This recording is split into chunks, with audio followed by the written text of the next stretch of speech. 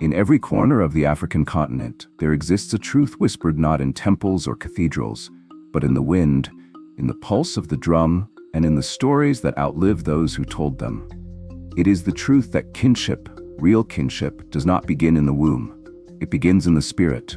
Long before birth, the ancestors weave invisible threads between souls, tying one life to another, across bloodlines, across time. And those threads, when honored, create families stronger than any lineage chart. These vows are not written in any book, nor spoken the same way in every land. But from the plains of the Maasai to the forests of the Congo, from the Nile to the Cape, they echo with the same rhythm. We belong to each other, in life, in death, in eternity. Each vow is a seed of harmony, a sacred law that maintains balance between humans, nature, and the divine. The elders say these vows are the heartbeat of African spirituality. Without them, communities unravel and souls lose their way.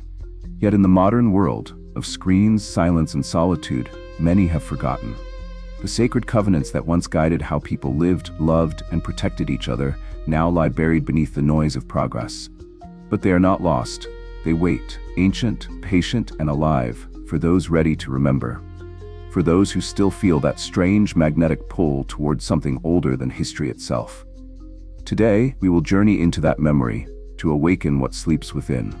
The 9 sacred vows of African spiritual kinship are not simply teachings. They are reminders of who we truly are. Each vow opens a doorway to ancestry, to community, to purpose. They ask of us a simple yet eternal question, not of the mind, but of the soul. Will you honor the kinship that binds all creation?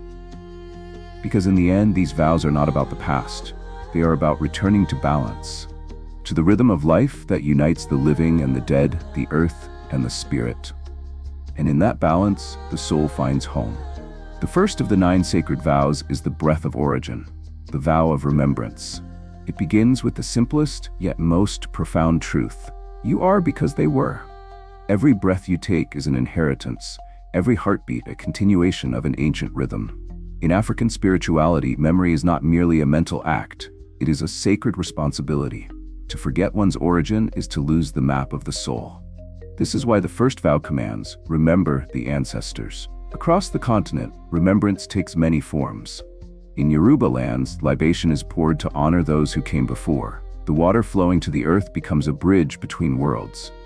The living call out the names of their ancestors, each name carrying vibration, power, and presence. Among the Akan, the stool carved from sacred wood holds the soul of the lineage, an altar of memory connecting the living and the departed. In the Congo Basin, elders speak of Nzila, the spiritual pathway of return, a reminder that the soul always finds its way back to its beginning. But remembrance is more than ritual. It is a way of living in alignment with the unseen. When you know where you come from, you understand where your strength lies. You carry the wisdom, pain, and triumphs of those who came before you, not as burdens, but as guides. This vow teaches that every human being walks with a council of ancestors behind them. Some whisper gently, others roar like thunder, but all speak truth to those who listen. There is danger in forgetting. A person who loses their sense of origin becomes rootless, a leaf in the storm. When societies turn away from their ancestors, chaos follows. The old ways remind us that the breath of the living feeds the spirit of the dead, and the blessings of the dead sustain the living in return. It is a circle, unbroken and eternal. This sacred exchange keeps communities grounded and souls protected. To live by the breath of origin is to live consciously. To honor the mornings with gratitude for those who built the path beneath your feet. To speak their names before you eat, travel, or dream.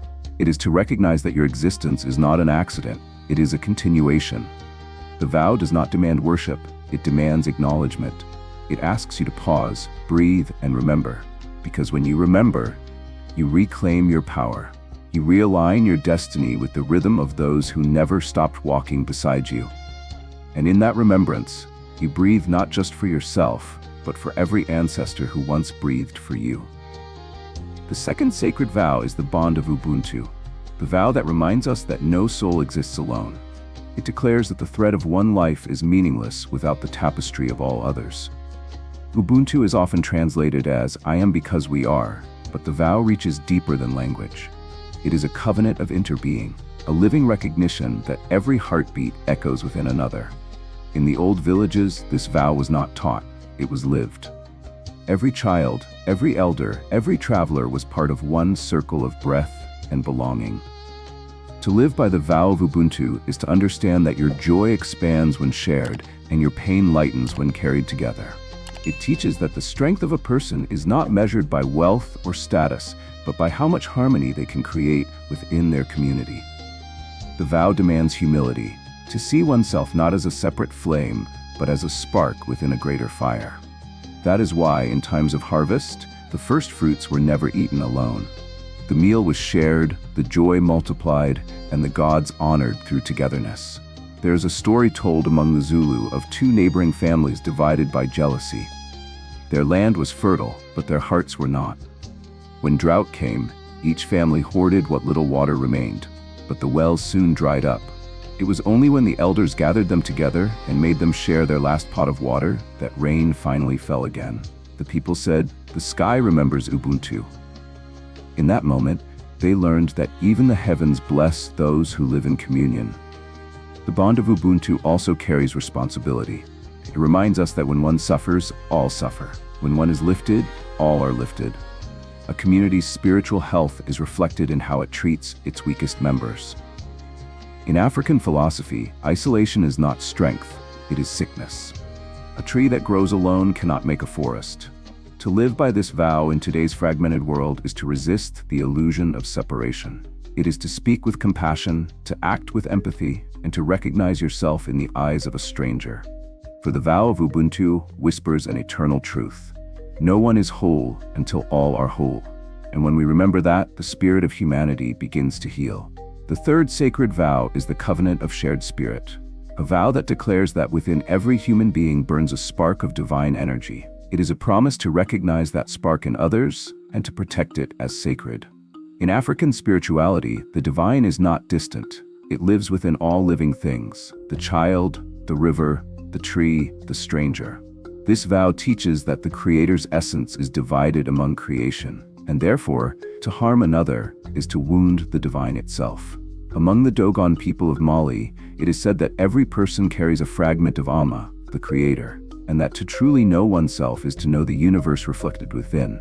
The ancient Egyptians spoke of Ka and Ba, the dual souls that link mortals to divine consciousness. In Igbo cosmology, the Chi, one's personal spirit, is both guide and reflection of the Creator's will. Across these diverse lands and languages, the message is the same. The soul is one flame expressed in 1,000 forms.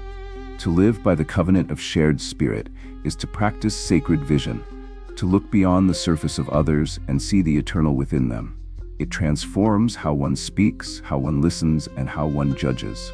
You begin to see that cruelty is blindness, an inability to recognize the divine spark in another. But when you act with compassion, when you uplift someone's spirit, you fan that divine flame, and the light multiplies. This vow challenges modern values of competition and ego. It reminds us that the greatest spiritual power is not dominance, but unity. The strength of a community comes from honoring the divine in each person, no matter their role or status. The healer, the farmer, the drummer, the mother, each is a vessel of sacred energy, equal in the Creator's rhythm. When the covenant of shared spirit is broken, humanity suffers a deep spiritual famine. But when it is kept, when people look at one another and see reflections of the same divine source, then peace, justice, and love return naturally. The third vow calls us to remember. We are many bodies, but one soul. And as long as that truth is remembered, the world will never be without light. The fourth sacred vow is the vow of silence and listening, a covenant that reminds humanity that wisdom does not shout, it whispers. In the ancient traditions of Africa, silence was never emptiness. It was a sacred space where truth revealed itself. The vow teaches that to hear the ancestors, to feel the pulse of the earth, and to understand the song of the spirit, one must first quiet the noise within. Only in stillness can the soul perceive what words cannot express. Among the San people of southern Africa, the elders say that the world speaks through wind and fire, but only the quiet-hearted can hear it. The Dogon initiates are taught to keep periods of silence before rituals so that their spirits align with the cosmic rhythm. In many West African societies, apprentices spend years listening to the elders before they are allowed to speak, because speech carries power, and one must first learn when not to use it. The vow of silence in listening teaches that every sound, every story, every emotion in the universe has a spirit. When one listens deeply, to the rain, to laughter, to grief, one is not just hearing, but participating in the divine conversation of creation. The vow is not about muting one's voice, but about refining one's awareness. In listening, one discovers empathy. In silence, one finds truth. Modern life has made this vow the hardest to keep. We speak endlessly, scroll constantly, and fill every silence with distraction. Yet the ancestors remind us that noise is the enemy of knowing. True power lies not in expression, but in reception, the ability to hear the subtle messages carried by life itself. To live by this vow is to treat silence as sacred ground and listening as an act of worship. When kept, this vow reconnects humanity to wisdom older than words. It heals the distance between people. For when you truly listen, judgment fades and understanding blooms. The earth begins to speak again, the ancestors begin to guide again. The vow of silence is, in truth, the vow of connection, a promise to listen not just with the ears but with the heart, where the spirit speaks in eternal echoes. The fifth sacred vow is the promise of protection, a vow that binds every soul to the defense of life, community, and the unseen forces that sustain both. It is the pledge of guardianship, not through domination or violence, but through reverence and responsibility. In African spirituality, protection is not only physical, it is spiritual, emotional, and ancestral. It means shielding the vulnerable, preserving harmony, and maintaining the sacred order that keeps the living and the spirit world in balance. To the ancient warriors of the Ashanti, courage was not measured by conquest, but by the willingness to stand for what is sacred. A warrior's first duty was to protect the weak and to ensure the survival of truth. In the Dagara tradition of Burkina Faso, every individual is born under a particular elemental energy, water, fire, earth, mineral, or nature, and is tasked with protecting that aspect of the world. If you are born under water, you protect emotion and flow. If you are a fire, you guard vision and transformation. Each person's existence carries a protective purpose. This vow is the reason why in many African societies, elders are seen as shields of the people. Their prayers, wisdom, and presence protect the village more than any weapon. Mothers, too, are warriors of protection. Their lullabies are spells of safety. Their tears are blessings of endurance. To protect in the truest sense is to love with fierce compassion, to hold space for life to flourish. The promise of protection also extends beyond humanity. The old traditions teach that the forests, rivers, and animals are not resources but relatives. The vow insists that the destruction of the earth is the breaking of kinship with creation. Among the Shona of Zimbabwe, cutting down a sacred tree without cause invites misfortune. Among the Yoruba, polluting a river offends Ocean herself, the goddess of sweetness and fertility. To keep this vow, one must act as a custodian of all forms of life, both seen and unseen. In modern times, this vow feels more urgent than ever. The world trembles under the weight of greed and disconnection.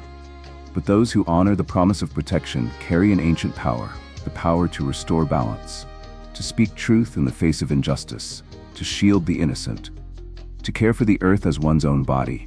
The ancestors say, a protector is not one who fights for victory, but one who stands for harmony. To live by this vow is to live with courage rooted in love, not fear. It is to walk through the world knowing that the spirits walk beside you, guiding your strength and blessing your hands. For those who keep the promise of protection, the universe itself becomes their armor, and peace follows wherever they go. The sixth sacred vow is the fire of truth, the vow that commands every spirit to honor truth, no matter how dangerous or uncomfortable it may be. Truth in African cosmology is not merely factual, it is sacred. It is fire. It illuminates, purifies, and burns away illusion. Those who live by this vow understand that truth is a living force, and when it is spoken, it carries the power of creation itself. Lies, on the other hand, distort reality and invite imbalance into the world. Among the Yoruba, truth is called otito, and it is believed to reside in the heart of Olodumare, the source. To live truthfully is to align one's spirit with divine order. Among the Maasai, elders say that a word of truth is sharper than a spear, for it can pierce through deception and restore justice. In ancient Egypt, the goddess Ma'at personified truth, balance, and cosmic order. Her feather weighed the hearts of the dead, and only those who lived in truth could enter the afterlife. Across the continent, truth has always been seen not as a choice, but as a duty. To live by the fire of truth is to choose courage over comfort. It means speaking when silence becomes complicity. It means seeing clearly when others prefer shadows. This vow has guided griots, prophets, and seers, those who risk their safety to reveal what others feared to acknowledge. Truth is not always beautiful, but it is always liberating. It tears away illusion, heals corruption, and allows communities to stand upright in the light. The fire of truth also burns within. It demands honesty with oneself, to face one's shadows, failures, and fears without denial. When one hides from truth, the spirit grows heavy. But when one embraces it, even pain transforms into wisdom. The vow reminds us that the fire of truth does not destroy those who walk with integrity. It refines them. In the modern world, truth is often drowned in noise, twisted by power, and sold for comfort. Yet the ancestors whisper that truth cannot die. It only waits for brave tongues to speak it again. To live by this vow is to become a torchbearer in a darkened age. For when truth is spoken with a pure heart, even the ancestors lean in to listen, and the world begins to heal.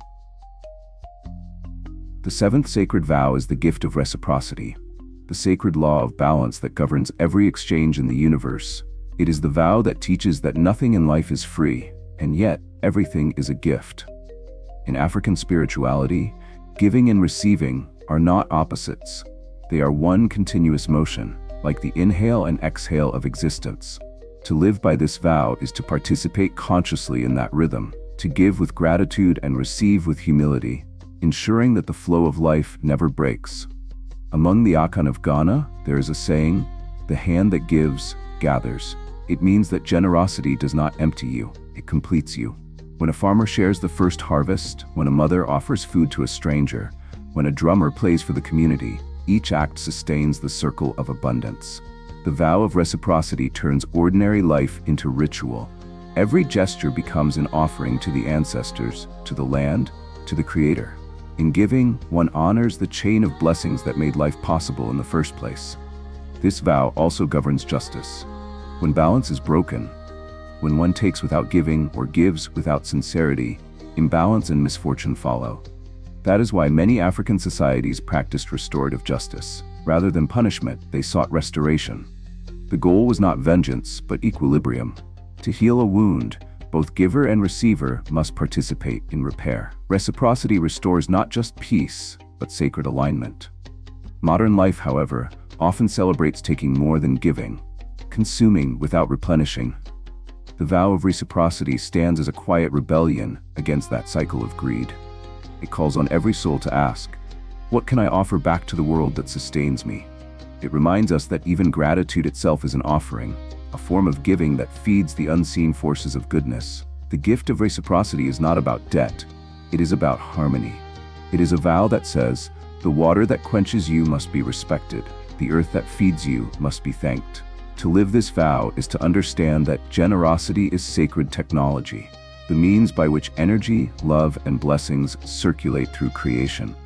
When this vow is kept, communities thrive, the earth heals, and the spirit of abundance never fades. The eighth sacred vow is the circle of forgiveness, a vow that teaches that healing cannot exist without release. Forgiveness in African spirituality is not weakness, it is liberation. It is the act of breaking chains that bind both the harmed and the harmer. The vow reminds us that resentment is a spiritual poison. It clouds the heart, blocks ancestral blessings, and traps the soul in endless repetition of pain. To forgive is not to forget. It is to set the spirit free, to move toward balance once more. Among the Baganda of Uganda, reconciliation rituals are called okutabagana, meaning to touch hearts. Offenders and victims share a meal together, symbolizing that peace must be digested, not merely declared. In Yoruba culture, priests of Ifa teach that the spirit of Osun, the goddess of love and sweetness, refuses to dwell in a bitter heart. Among the Dinka of South Sudan, forgiveness is seen as an act of courage. Only the strong have the strength to release their pain into the river of life. The circle of forgiveness is a vow that reconnects people to the truth that no soul is beyond redemption. Every human being is a story still being written. In African cosmology, the community is the mirror through which one's healing is reflected. When a person forgives, it not only frees them, it restores light to the entire circle of kinship. The vow, therefore, is not personal, it is communal, a medicine for the collective soul. Yet forgiveness is not blind acceptance. It does not excuse wrongdoing, nor deny justice. It simply transforms vengeance into vision, the ability to see beyond the wound and understand the lessons it brought. The elders say that when you forgive, you remember without bleeding.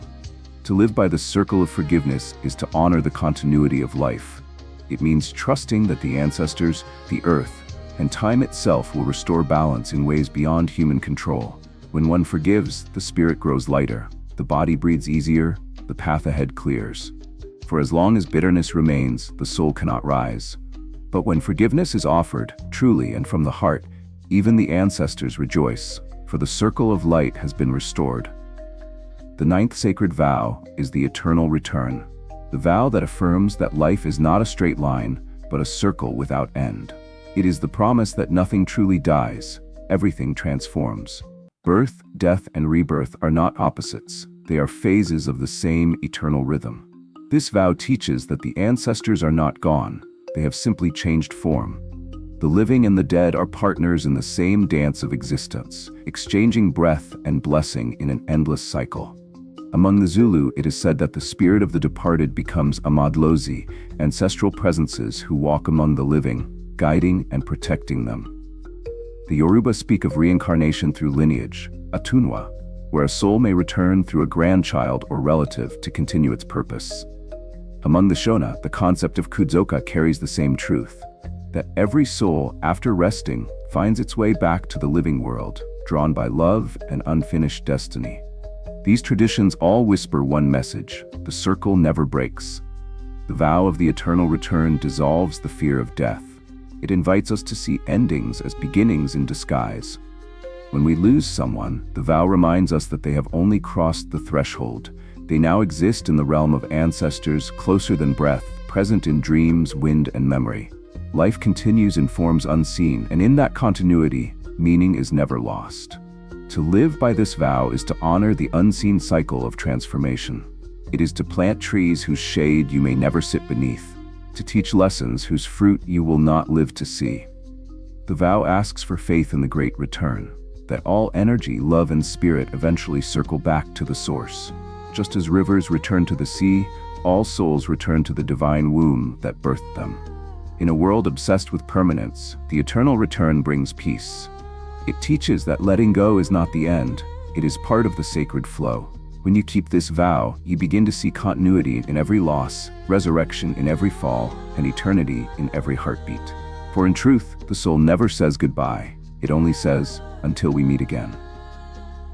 And so, we arrive at the end, yet the end is only the beginning. The 9 sacred vows are not relics of a forgotten age, they are living currents, pulsing through time, waiting for remembrance. They were whispered into the first fires, carried across generations in song and story, and now they find their way back to you. For the vows are not just lessons to be learned. They are mirrors, reflecting who we already are. The breath of origin reminds us to honor where we come from. The bond of Ubuntu teaches that our humanity is woven together. The covenant of shared spirit reveals that the divine lives in all. The vow of silence calls us to listen to the soul of the world. The promise of protection demands that we stand as guardians of life. The fire of truth burns away illusion. The gift of reciprocity restores harmony. The circle of forgiveness heals the heart, and the eternal return reminds us that the soul never ends. Together, they form a spiritual code, a map for remembering balance, dignity, and oneness in a world that often forgets. They ask us not merely to believe, but to live.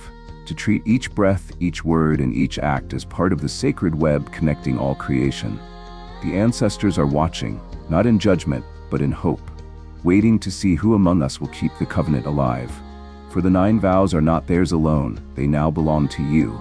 Speak them, live them, let them shape how you see the world and how you move through it. And if this journey has stirred something within you, if the spirit of remembrance has awakened, then let that be your offering. Share it. Keep it alive. For as long as we remember the vows, the soul of Africa will never be forgotten. And if your heart beats in harmony with these words, subscribe and continue this journey, for the ancestors are not done speaking yet.